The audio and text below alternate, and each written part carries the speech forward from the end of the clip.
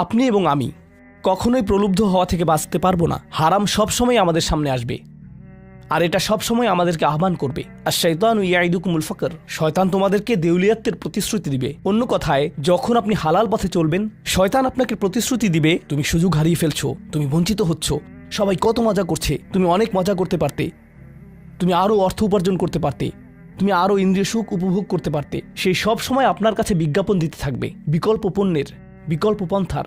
নিজের কামনাকে চরিতার্থ করার কিছু যায় আসে না যে কতটুকু কোরআন মুখস্থ করেছেন, কিছুই যায় আসে না যে কি পরিমাণ তাহাজ্জুদ আপনি পড়েছেন, এগুলো কোনোটাতেই আসে যায় না। শয়তান থামবে না। দিন শেষে আপনি তো একজন মানুষই। দিন শেষে কামনা বাসনাগুলো আপনার মাঝে থাকবে, আর শয়তান থামবে না, সে আপনার পেছনে লেগেই থাকবে। শয়তানের একটা কৌশল আল্লাহ বর্ণনা করেছেন।